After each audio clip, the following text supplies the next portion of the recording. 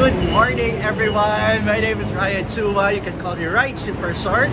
And today we're here in Taiwan. I have prepared a 5-day itinerary with some wiggle room to explore Taiwan.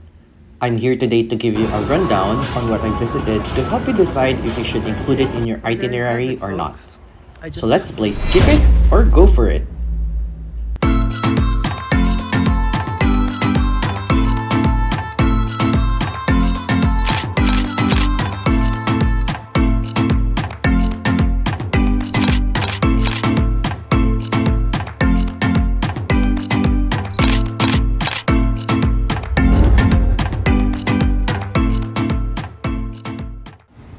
Before anything else, I'll let you in a good deal that I found.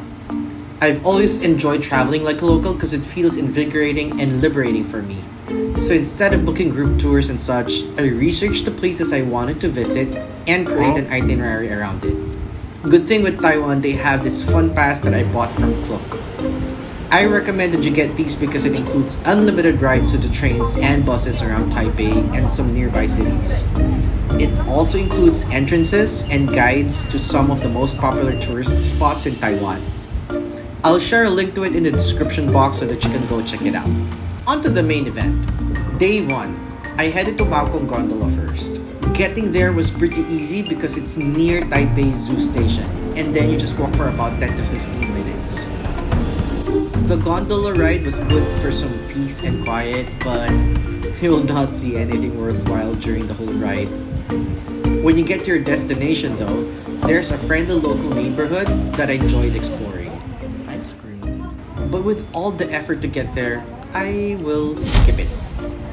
I mean, you can still go there if you want and enjoy some local scenery. Just for me, I prefer going somewhere else for that feel. I may be wrong here, but I think this would be better in the afternoon or in the evening. So maybe I'll give it another shot some other time. After that, I went to the Taipei Zoo. It was just walking distance from the Maokong Gondola, so it just makes sense. I had so much fun at the Taipei Zoo. Lots of animals to see, very clean, well-maintained and organized. I suggest that you spend one whole day here, or at least from morning to the afternoon to fully explore the place. The place is quite huge too, so make sure you're energized to walk all day. And pack your sunblock and bring an umbrella with you. For those traveling with kids, this is an excellent place to visit, so definitely go for it. Day 2, we go to the outskirts for some adventure, still courtesy of Fun Pass. First, I went to the Beitou Museum since it was on the way to Tamsui Wharf. This one was part of the inclusions in the Fun Pass, so I thought I should just go for it. It was a pleasant place and all, but there's nothing much to see. Given the time and effort to get there, I would skip it. Since entrance and the transpo were included in the Fun Pass, I actually really didn't mind, but maybe go for somewhere else?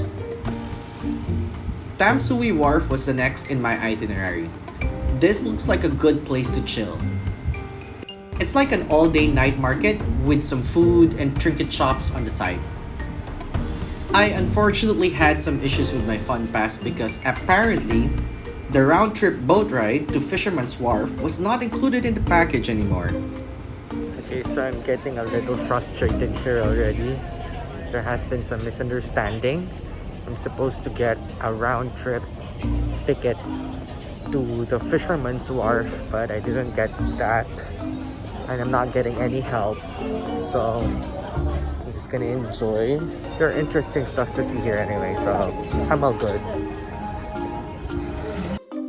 That and maybe because I went there on a gloomy day, I don't know, but I would skip it.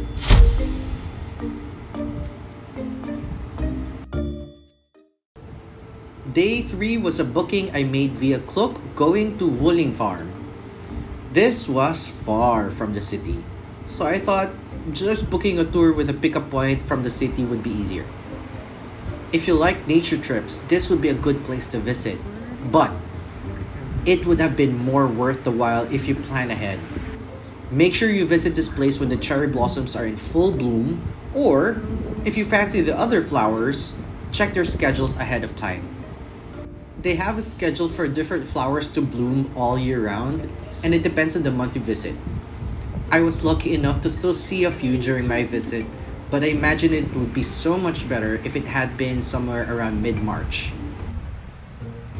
With that, I'd say go for it, but check the schedule of bloom before going. If you have limited time and don't want to spend one whole day for this tour, I suggest you skip it. The travel time going to Wuling from Taipei is about 3 hours already, one way. And because of that, I was not able to make it on time to still visit Taipei 101 Observatory as planned. But since I already went there before, I'll make this one quick. Go for it! The view is really nice.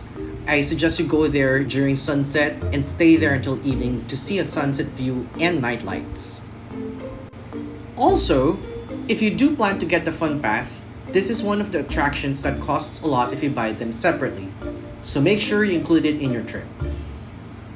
Day 4, I felt adventurous and went to Hutong Cat Village on my own. I feel so accomplished because going here is not as easy as going around the city. Since it's in the outskirts, you'd have to check the schedules of the trains going to Rifang District. This is not typically a tourist spot, maybe too niche for the cat lovers, but hear me out. I did go here for the cats, but this place has something else. Charming local area that is still foreigner friendly, a breath of fresh air, literally and figuratively. The scenic mountain is breathtaking. I could create a separate video for this just to prove how much I enjoyed my trip to Hutong. If you get hungry, there are a couple of cute cat-themed cafes around. There's also a ton of cat-themed shops scattered everywhere. So the final verdict? Do I still need to say it? Of course, go for it. Hello. Next, I went to Heping Island. It unfortunately started to rain hard on my way there. Sad because I would have enjoyed the place more had it not been raining. Having said that though, I would still go for it, but please check the weather forecast before going there. I had to buy a raincoat and borrow an umbrella, and it was uncomfortable throughout the whole trip because of the rain. This was also just around Hutong, so it made sense that I passed by. I was not disappointed, I must say. Another side story, Yelyu Geopark is yet another popular tourist destination that I was not able to visit because of the rain. I also have been there before, and I do recommend that you go for it. It's also near Heping Island. It would make sense if you put all of these three together in a day. Day 5 was when I no longer had a fun pass, so it was time for me to explore the tourist attractions that aren't included. First one in my list was Chiang Kai-shek Memorial. I was pleasantly surprised with the majestic building and well-manicured gardens here. What a treat too, since I was able to witness the changing of guards.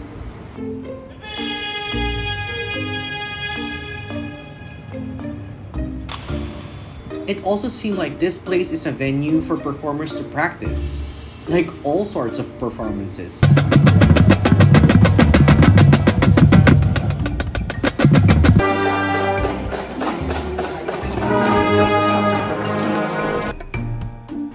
I stayed here longer than I thought I would because I really enjoyed myself here, so definitely go for it. Next was the Botanical Garden. This was an accidental surprise because I was on the way to one of the night markets nearby. By the way, if you haven't seen my vlog on Taiwan street markets, go ahead and check it out. Anyway, back to the Botanical Garden. I wish I was not rushing because this was a very nice place to commune with nature. I would have just stayed here for a while and just relaxed if I had more time here. If you're planning to visit Nanjichang Night Market or the Chiang Kai-shek Memorial and you like nature trips, please make sure you make your way to this place. You'll love it, so go for it. Lastly, I went to the Longshan Temple. This was also along the way to a night market. Entrance is free, so go for it. I went here in the evening and I liked the lights and aesthetics of this temple. I was observing the people who were there to pray, and I must say, it was an experience. I don't know if this place would be as fascinating during daytime, but nonetheless, I'm happy I chanced upon this temple. My last day was a complete success. Actually, overall, this trip was super enjoyable and super fun. I love Taiwan. I will definitely keep coming back, especially that it's just a couple of hours away. Again, I will plug my other vlog here so that you can see more reasons why I love this vacation. This is actually the reason why most of the items I included here are just in the daytime, because at night, I spend all of my time visiting different night markets. The food is actually the best part of my Taiwan trip, so make sure to check out my Taiwan 10 night markets ranked vlog. Osha, that's all for now. See you again next time. Bye!